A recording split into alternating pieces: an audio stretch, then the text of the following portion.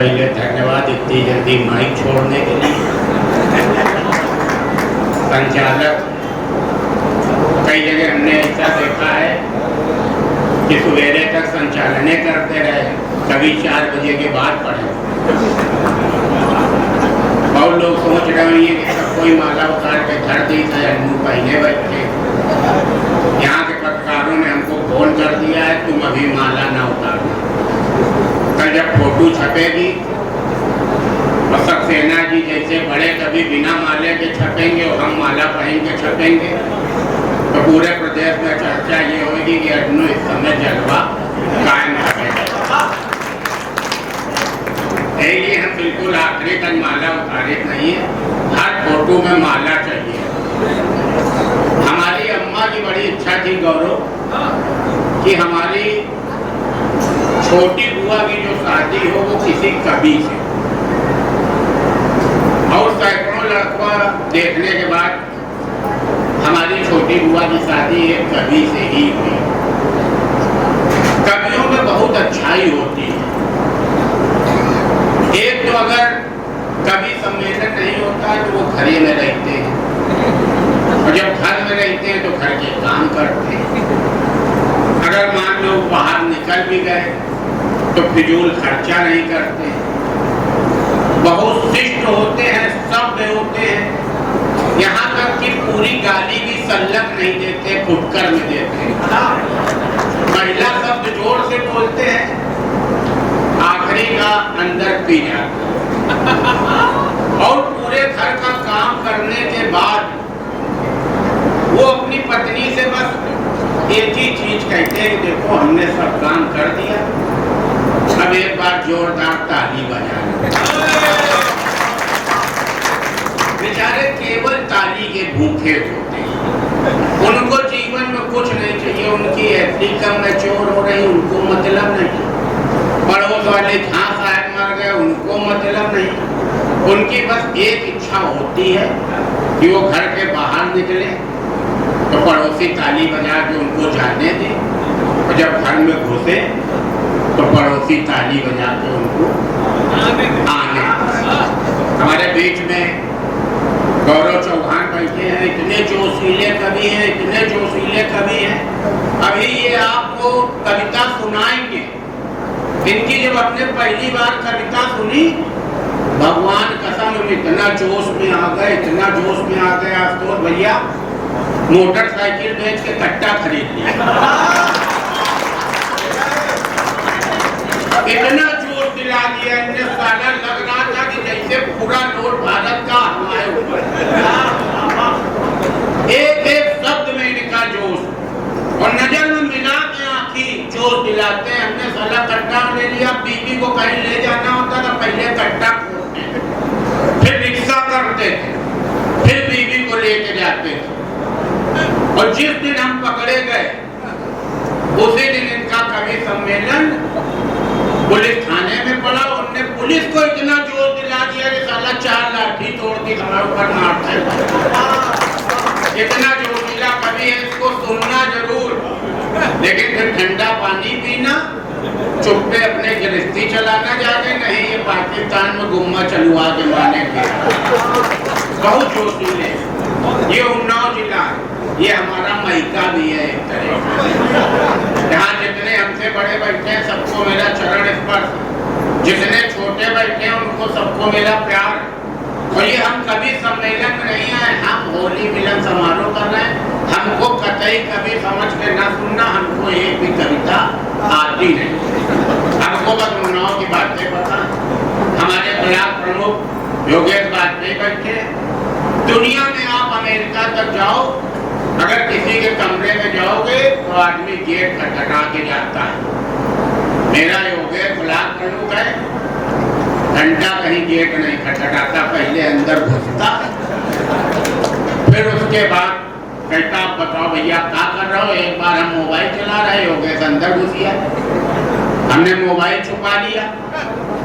अभी हमारी अम्मा से शिकायत कर देने जाकर, चाची अन्नू बहुत बिगड़ गए हैं, मोबाइल में किसी औरत से बात कर रहे थे। अम्मा ने कहा कि नाम सुने रहो, किस औरत से बात? बोले रत्ना से बात कर रहे थे। कहने लगे हमें लग रहा रचना तो तुम्हारी ही औरत का नाम है। 4 बंदूक लेके हमको ढूंढ रहे हैं, आज मिले हैं। अलग उन्नाव बिल्कुल अलग धरती। एक लोगों के सांप काटा है मोहिनी जी, तड़प रहा। एक आदमी से कहा गया जल्दी किसी को बुला लाओ, वो डॉक्टर के पास नहीं गया, प्रधान का चेला का प्रधान को बुला लाया। अब इसके सांप काटे तो उसकी अम्मा पूछ रही प्रधान से कि भैया कुछ ऐसा बताओ कि ये तड़पे ना। प्रधान ने कहा आधा नींबू काटो, उसमें 1 पैकेट कॉफी डालो, इनको चटा दो। बोले उससे क्या होगा, ये तड़पेंगे नहीं? बोले हाँ ये तुरंत मर जाएंगे, तड़पेंगे। ये सब उन्नाव की कला है। उन्नाव अपने आप में बहुत बेहतरीन जगह है। और ये देखिए मेरा व्यक्तिगत ब्राह्मण घरों में जन्मे हैं, ये हमारे व्यक्तिगत श्रोता आ रहे हैं। अगर अब सब चले जाए तो ये 8 लोग आखिरी तक हमें सुनेंगे, ये हमारे रिश्तेदार।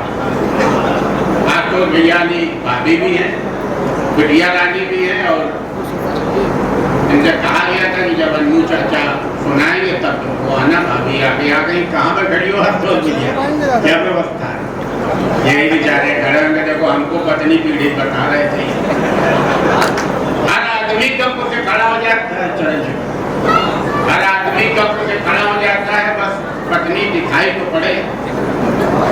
कभी सम्मेलन में गौरव हम इसलिए नहीं जाते हैं, एक तो हमको कविता नहीं आती है इसलिए भी नहीं जाते हैं, और दूसरा इसलिए भी नहीं जाते कि हमारे श्रोता अलग मिजाज के हैं।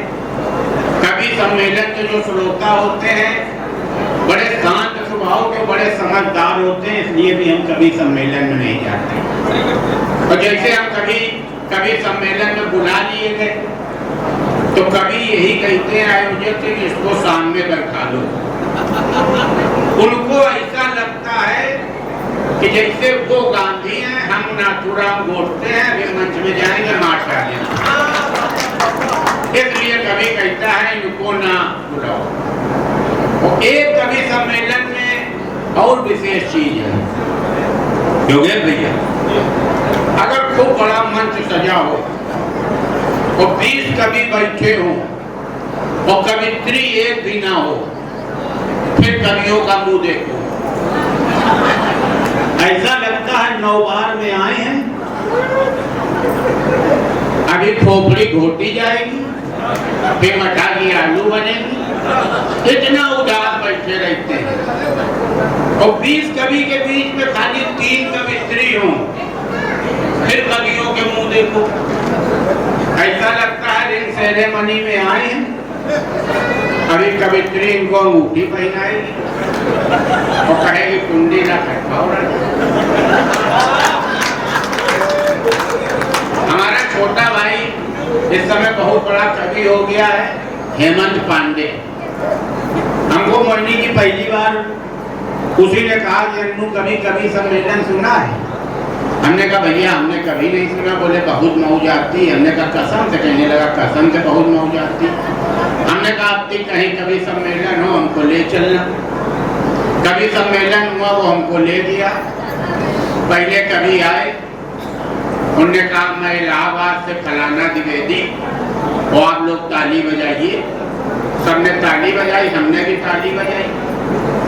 उसके बाद उन्होंने कहा कि हमें ये पदक, अब ताली बजाइए। वो खासियत मेरी, अब ताली बजाइए। ताली बजवा बजवा के उनने हमारे हाथ सुन्न करा दिए, हमारे का सत्य कराए। और उसके बाद कहा कि अब हम कविता चालू कर रहे हैं, अगर आपके सीने में धक्के से लगे तो ताली बजाना। अबे हमने कहा उन लोगों को तो छोड़ दो जिनके सीने में धक्के से लगे, वो अस्पताल जाएंगे, यहाँ बैठ के ताली बजाएंगे। लेकिन जो कवित्री होती है वो कभी नहीं कहती है ताली बजाओ। 100 बार गरज हो तो ताली बजाओ। तो जब कवियों ने कविता सुना दी तो एक कवित्री आई, उनने बेहतरीन कविता सुनाई। किसी से नहीं कहा ताली बजाओ, सब ताली बजाते रहे, हम तो आखिरी तक बजाते रहे। उसके बाद एक पिक्चर आई जिसमें गौरव भैया एक गाना था, हीरो गाता है ये काली काली आंखें, और पीछे 20 लोग गाते ओ ओ ओ ओ ओ ओ। तो उस कवित्री को कोई सही एक गीत पेश करना था, वो कहीं सबसे रही थी लेकिन देख हमारी तरफ रही थी। उसने कहा अब हमको आपका साथ चाहिए। हमको लगा ये हमसे साथ मांग रही। हमने कहा शनिचर इतवार अपनी बीवी साथ रहेंगे, 5 दिन तुमको दिया। कहीं लगी ऐसा नहीं चाहिए प्रभु, गाने में साथ चाहिए, बस हम गाएंगे तुमको ओ करना। हेमंत पांडे हमको कवि सम्मेलन में ले गए, कविता सुनाई, हमारे जोश आ गया गौरव कि हम भी कवि बनेंगे। और जब हम कवि सम्मेलन में जाते थे, कविता सुनाते थे तो कोई ताली ही नहीं बजाता। तो हमने कुमार विश्वास भाई साहब से कहा, हमने कहा भाई साहब जब हम कवि सम्मेलन में कविता सुनाते हैं तो कोई ताली काहे नहीं बजाता? बोले तुम कविता सुनाने का एक तरीका होता है, जब आप कविता सुनाएं तो जो सामने बैठा हो उसकी आंखों में आंखें डाल के सुनाएं। हमने ये बात कहा होके पहला कवि सम्मेलन हमारा पुलिस लाइन में पड़ा। हम कविता सुनाने गए, पुलिस दरोगा वर्दी पहनते हैं, डीएम एडीएम पहनते नहीं है। डीएम साहब अपनी वाइफ के साथ बैठे आके, एडीएम साहब अपनी वाइफ के साथ बैठे आके। हमें कुमार विश्वास भाई साहब की बात याद आई कि आंखी में आंखी डाल के कविता सुनाना है। हमने कविता चालू करी, सामने आंखी में आंखें डाली कि हमने कहा लौंडे हो कि लौंडे की आंखें में आंखें डालना ना, भाभी की आंखों में आंखें। हमने डीएम साहब वाली भाभी की आंखों में आंखें डाल के कहा समेट के जुल्फे जब तुम लगा लेती हो जूड़ा तो मेरा दिल कहता हम रहे जवान ये हो जाए बूढ़ा। उसने ऐसे ऐसे किया, हमने सोचा ऐसे ऐसे करना। उसके बाद दूसरी तरफ एडीएम साहब की तरफ हमने देखा, फिर भाभी की आंखों में आंखें डाला। हमका तुम्हारे चेहरे में जो है उदासी, वो आंखों में है नमी। अम्मा समय से दूध नहीं पिलाए, नहीं लिए कैल्शियम भी है कम। आयोजक आए, बोले कवि महोदय आप आगे से ना उतरना, पीछे से उतरना। हमने लगा कि एक्स्ट्रा पेमेंट देना चाहते हैं, बाकी कभी ना देखे। वहीं से वहीं जेल भेज दी ने। 19 दिन बाद छूट के आए, तब से हमने नामे नहीं लिए। महिलाओं की इज्जत करने में हमारा कोई जोड़ नहीं है। हमसे ज्यादा कोई महिलाओं की इज्जत पूरे देश में नहीं करता। मतलब समझ लीजिए, या तो अमिताभ बच्चन की पत्नी का नाम जया बहादुरी है, ये लोग जानते हैं, या हमारी बीवी का नाम देखो, या ये लोग जानते हैं। हमारी बीवी का नाम गुड़िया, ये जानते हैं। अमिताभ बच्चन की वाइफ का नाम जया बहादुरी है, ये जानते हैं। और कक्षा 3 से लेकर हाई स्कूल तक हमने कोई ऐसा खेल नहीं खेला जो महिलाएं ना खेलती हो। हमने कभी गुल्ली डंडा नहीं खेला गौरव, क्योंकि महिलाएं नहीं खेलती थी। हमने कभी पतंग नहीं उड़ाई, क्योंकि महिलाएं नहीं उड़ाती थी। हमने कभी कंचा नहीं खेला, क्योंकि महिलाएं नहीं खेलती थी। हम महिलाओं के साथ कड़प्पो खेलते थे, हम महिलाओं के साथ गुट्टा उछाल खेलते थे, हम महिलाओं के साथ आधा पाधा किसने पाधा खेलते थे। महिलाओं को ही पसंद खेल खेलते थे। और जब हमारे साथ के सब लोग, कोई कॉमर्स ले रहा था, कोई साइंस, तो हमारे एक मित्र ने कहा तुम ले लो होम साइंस। उसका नतीजा ये है कि आज अपनी पत्नी को सवेरे पहली चाय से लेके और रात में हल्दी वाला दूध तक हम पिलाते। योगेश मेरा छोटा भाई है, बहुत तगड़ा ब्लॉक प्रमुख है, बहुत रंगबाज ब्लॉक प्रमुख है, किसी को अपने घर नहीं ले जाता। हमको ले गए, हमको ले गए और हमसे पहले ऊपर चढ़ गए। हम 5-6 जीना नीचे थे। योगेश ने अपनी पत्नी से कहा कि सुन रही हो अनु आए, तो उन्होंने कहा तो हम क्या करें। बोल रहे नाचे गाए का करे अन्नू आए, तब तक हम पहुंच गए।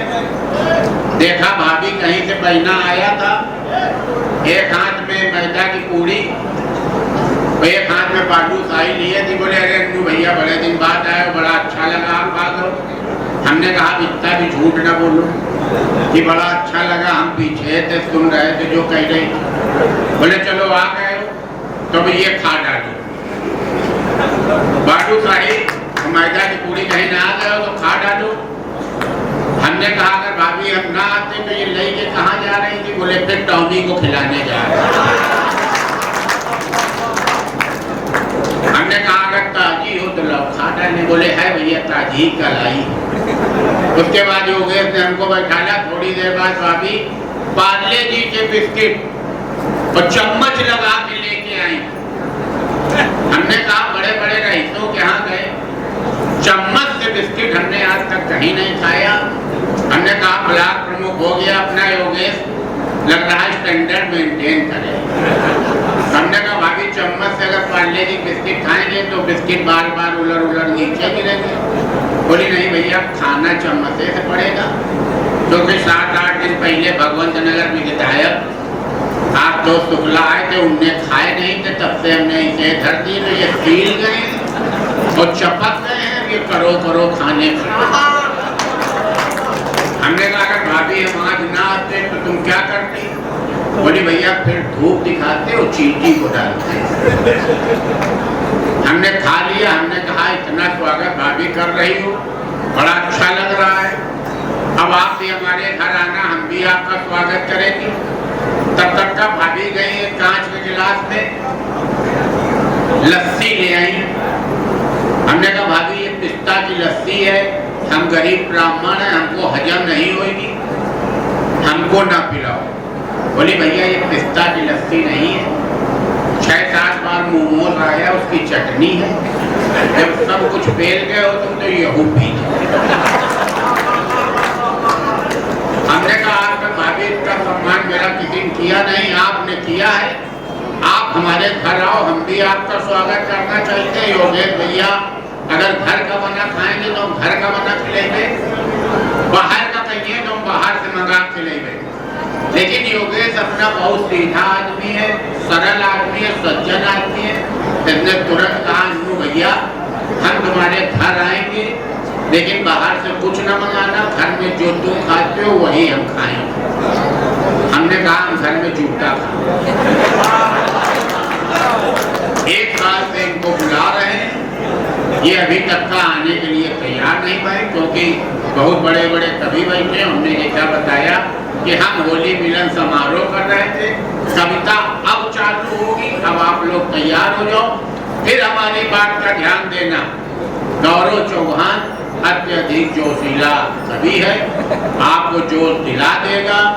जोश यही ठंडा करके जाना, क्योंकि कल ये छतरपुर वालों को जोश दिलाएगा, परसों MP वालों को दिलाएगा। इसका काम जोश दिलाना है। और उसके बाद जब फुर्सत में होता है तो अपने बच्चों के साथ रील बनाता है और अखबार पढ़ता कौन कौन मेरा जोशीला आदमी बन। तो सभी बड़ों को चरण स्पर्श, छोटों को प्यार, बराबर वाले आते